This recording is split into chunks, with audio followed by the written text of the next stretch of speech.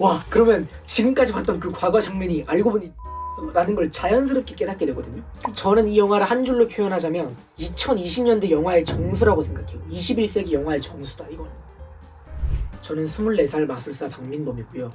오늘은 제 인생 영화 3편에 대해 이야기해볼까 합니다. 우선 드니 빌레브의 콘택트, 그리고 다니엘 콴의 에브리띵 에브리웨어 올 앳 원스, 그리고 워셔스키 자매의 매트릭스라는 총 3편의 영화에 스포일러가 포함되어 있고요.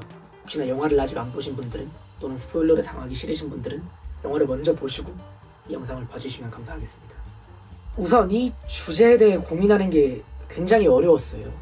왜냐하면 좋아하는 영화가 너무 많거든요. 그리고 그 좋아하는 정도나 순위가 그때그때 달라져요. 그 시기에 제가 하는 어떤 경험과 느끼는 감정에 따라 달라지는 것 같아요. 그래서 오늘 말씀드리는 영화는 2026년도 5월달의 저를 기준으로 말씀드리겠습니다. 첫 번째는 드니 빌레브의 컨택트라는 작품인데요. 드니 빌레브는 듄이라는 영화로 많이 알려져 있죠. 듄도 제가 엄청 좋아하는데 듄을 안 뽑은 이유는 듄 영화를 완벽하게 보려면 원작을 알아야 돼요. 원작을 알아야 되는데 그런 영화들이 몇 개 있잖아요. 혹은 뭐 전편을 봐야 된다라던가, 예를 들면 마블 영화 같은 것도 그 편을 완벽하게 보려면 좀 전편을 봐야 되고 이런 게 있잖아요.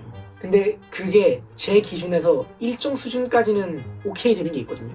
근데 듄은 그 기준을 좀 넘어섰어요. 그러니까 원작을 배경을 완벽하게 알아야지 1편을 볼 수 있어요. 그러니까 1편에서 그렇게 친절하게 설명을 안 해주거든요. 근데 되게 길어요. 그러니까 친절하게 설명을 안 해주는데도 알고 그 또 다른 설명을 들어야 돼요, 1편에서. 그래서 그게 조금 진입장벽이 높은데, 그럼에도 듄을 너무 좋아하는 건 그거를 감안하고 보더라도 듄을 너무 잘 만들었어요. 어쨌든 제가 말씀드린 컨택트라는 영화는 이제 외계인에 관한 영화입니다. 근데 여러분이 생각하시는 SF 블록버스터 영화가 아니에요. 굉장히 영화가 정적이고 드라마에 가깝습니다. 이게 이제 어떤 내용이냐면, 지구에 세계 각국의 우주선이 몇 대가 도착을 해요. 각자 나라에 도착한 우주선에 과학자나 뭐 이런 사람들을 보내겠죠. 그래서 그 정부에서 주인공이 언어학자인데, 그 주인공이랑 또 다른 과학자가 둘이 선출이 돼서 그 우주선으로 갑니다. 그 우주선 안에는 외계인이 있고요. 그 외계인하고 소통을 하려고 하고, 주인공은 또 언어학자니까 그 언어적으로 뭔가 이렇게 소통을 하려고 하죠. 근데 초반에 주인공이 이제 과거를 회상하는 장면이 나와요. 딸이 죽은 걸로 나오고 이혼을 한 것처럼 묘사가 돼요. 네. 그리고 중간중간 계속 그 딸에 대한 플래시백이 나와요. 딸이 죽었고. 근데 이제 외계인과 그들의 언어를 이해를 하는데, 그 과정에서 그 외계인이 쓰는 언어는 우리가 쓰는 말이랑 시제가 달라요. 그래서 외계인의 시간이 다르게 흐른다는 걸 깨달아요. 그래서 그들의 언어를 이해하면 그 다르게 흐르는 시간도 이해하게 될 거라는 것도 알게 돼요. 그래서 결국 이제 우여곡절 끝에 외계인하고 대화를 하는 거에 성공을 하고 시간에 대한 새로운 개념을 이해하게 돼요. 그래서 알고 보니까 아까 말했던 과거를 회상하는 장면이 사실은 과거를 회상하는 게 아니라 미래를 보는 거였어요.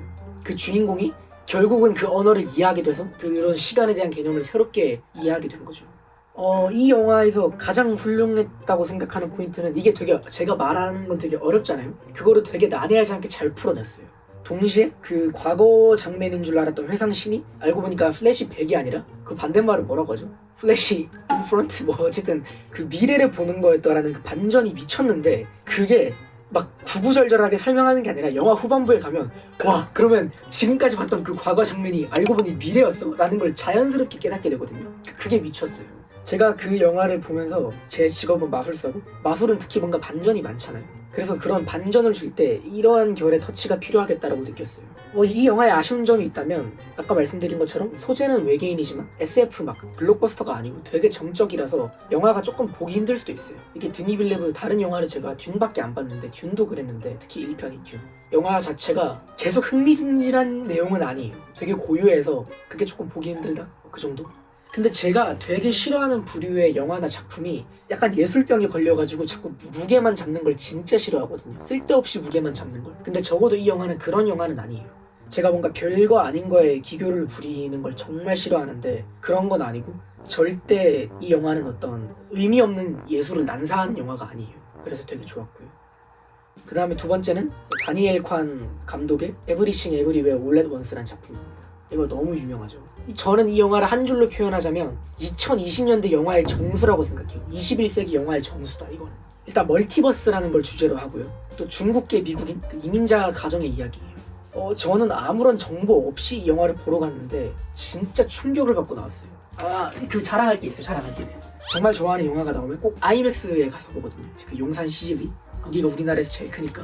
그래서 이렇게 영화 포스터를 제가 이렇게 모아놔요. 이런 식으로. 이 영화도 정말 재밌죠. 서브스탄스 이거 정말 잘 만들었고, 제가 포스터가 진짜 많은데 가장 아끼는 걸 뽑으라고 하면 이 포스터예요. 이게 에브리싱 에브리웨어 올레드 원스 포스터인데 아이맥스 영화에서 본 건 아니고 영화관에서, 제가 독립영화관에 가서 봤어요. 근데 독립영화관 안 가보신 분들 가보세요. 정말 좋아요. 특히 이런 예술영화 보기 좋습니다. 그러니까 분위기가 좋으니까. 어쨌든 이 영화의 설정상에 엄청 많은 다중우주가 존재를 해요. 그러니까 우리 우주만 있는 게 아니라 또 다른 우주가 있는 거죠. 또 다른 세계가. 그래서 엄청 많은 다른 우주가 존재하는데 그 우주는 전부 다 서로 다른 방식으로 진화를 했어요. 그리고 그 우주에는 서로 다른 내가 엄청 많아요. 다른 버전의 내가 엄청 많아요. 그래서 어떤 우주에서는, 예를 들면 저로 예를 들자면, 제가 이 우주에서는 마술사인데 저 우주에서는 뭐 격투기 선수고, 뭐 저 우주에서는 배우고, 또 어떤 우주는 그러니까 진화를 다르게 했기 때문에 모습이 다르기도 해요. 뭐 손가락이 핫도그인 우주도 있고, 막 눈이 여러 개인 우주도 있고, 내가 인형인 우주도 있고, 내가 뭐 돌멩이인 우주도 있고요. 그러니까 정말 다양해요. 그런데 이제 조브 투파키라는 그 모든 우주를 약간 허무주의에 빠지게 하려는 악당이 있고요. 빌런이 있고, 그 빌런의 능력은 그 멀티버스를, 모든 서로 다른 우주를 이동하거나 아니면 이제 그 다른 우주에 있는 능력을 가져올 수 있어요. 자기 몸으로. 그래서 이들을 막기 위해서 구성된 어떤 그 정예 팀 같은 게 있거든요. 그 팀에서는 버스 점프라는 기술을 쓰는데요. 그 기술이 뭐냐, 내가 일상에서는 하지 않을 법한 행동을 해요. 그러면 신호가 딱 잡혀요. 예를 들면 여기서 제가 갑자기 이 노트북을 이렇게 막 거꾸로 들고 본다. 이거는 일상에서 하지 않을 법한 행동이잖아요. 근데 이런 행동을 하면 갑자기 딱 신호가 띵 잡혀서 그 우주에 있는 능력을 가져올 수가 있어요. 혹은 그 우주로 제가 접속할 수 있거나. 그 조브 투파키의 능력이랑 비슷하죠. 그래서 그 정예의 팀이 조브 투파키를 막는 내용인데, 일단 시각적으로 미쳤어요. 영화가 그 A24라는 데서 만드는 데인데, 이것도 컨택트랑 비슷한 게, 컨택트랑 제 생각에는 이런 결에서는 컨택트의 아주 상위 호환이라고 생각을 하는 게, 컨택트도 주제가 외계인이었지만 사실은 외계인 영화가 아니거든요. 어떤 시간에 관련된 영화고 가족 드라마란 말이에요. 근데 이것도 똑같아요. 멀티버스에 관한 것처럼 보이지만 사실은 가족 드라마예요. 그래서 처음에 보여지는 그 미국 이민자, 중국계 이민자들이 돈 때문에 힘들어하는 장면도 나오고, 그러니까 되게 가족적인 영화인데, 그 컨택트는 외계인을 이제 앞에 내세워서 가족적인 내용을 하지만 사실은 외계인에 관한 게 막 엄청 재밌진 않단 말이에요. 막 아까 말했듯이 블록버스터도 아니고. 근데 이거는 멀티버스를 포장지로 써서 되게 사소한 가족적인 이야기를 하는데, 그렇다고 이게 과대 포장인 것도 아니고, 그 멀티버스 자체만 놓고 봐도, 그거에 대한 내용만 놓고 봐도 너무 재밌어요. 액션씬이나 이런 게 너무너무 재밌어요. 진짜 정말 충격적이에요. 그래서 어떤 느낌이냐면 되게 대중영화스럽게 잘 만든 예술영화 같아요. 그래서 아마 제가 오늘 말씀드리는 세 영화 중에는 이 영화를 아마 가장 많은 분들이 가장 재밌게 보실 것 같아요. 그리고 이 영화 보면서 놀랐던 게, 보통 명작 영화들이 있잖아요. 진짜 오래된 고전 영화들, 명작 영화들. 근데 이제 그런 영화들의 특징이 제 생각에는 오래된 영화일수록 더 좋게 평가받기가 쉬운 게, 왜 그런 거 있잖아요. 왜 약간 요즘 영화는 뭐 어떻고 옛날 영화가 더 좋은 게 많고. 근데 저는 옛날 영화가 더 좋은 게 많다라고 느껴지는 게 당연하다라고 생각하는 이유가, 나온 지 오래됐으면 그만큼 곱씹어볼 시간이 많았다는 뜻이잖아요. 내가 이 영화에 대해 생각해보고 여러 번 돌려볼 수 있고, 그렇기 때문에 더 좋게 평가될 수 있는 여지가 많다고 생각을 해요. 근데 이 영화는 제가 지금까지 봤던 고전 영화들, 그러니까 오랜 시간 동안 좋게 평가될 여지가 많았던 영화들에게서 받았던 만족감을 보자마자 느꼈어요. 딱 보자마자. 그래서 미쳤다고 생각을 했어요. 어떻게 내가 딱 한 번 보자마자 이 정도의 만족감을 얻지? 내가 곱씹어 보지도 않았는데. 그래서 정말 박수를 치는 제가 영화고, 또 시각적인 거나 소재 같은 게 전부 다 딱 2020년대에 진짜 이슈가 되는 그런 것들을 정말 잘 풀었어요. 이제 마지막으로 제가 제일 좋아하는 영화인 워셔스키 자매의 매트릭스라는 영화인데요. 1, 2, 3편이 있고, 사실은 4편도 있지만 팬들은 4편을 치지 않습니다. 4편이 망했거든요.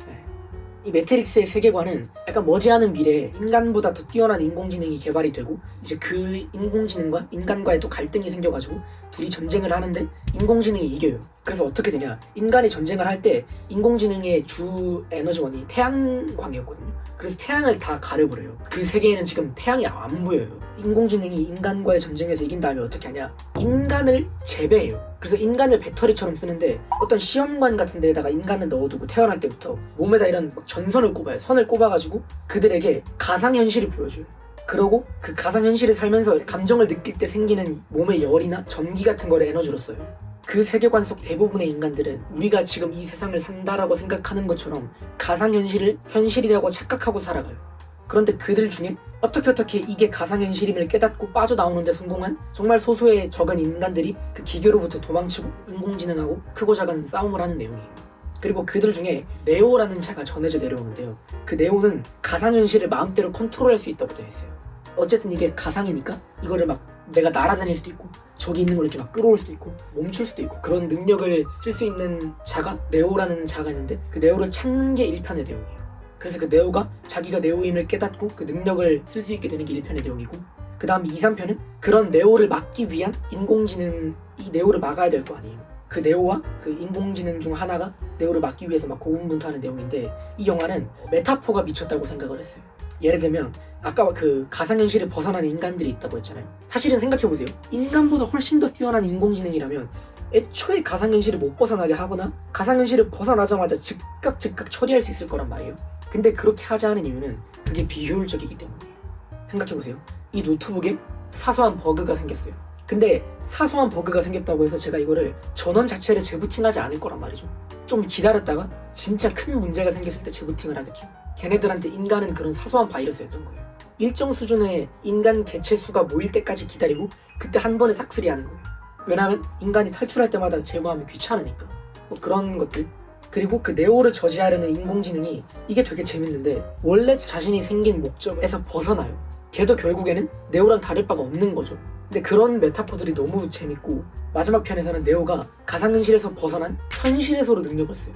그게 무슨 말이냐? 가상현실에서 벗어났던 현실인 줄 알았던 현실이 알고 보니 그 현실도 가상현실이었다. 그러니까 가상현실 밖에 있는 것도 가상현실이었고 그 밖에 있는 것도 이게 몇 번째일지 모른다라는 거예요.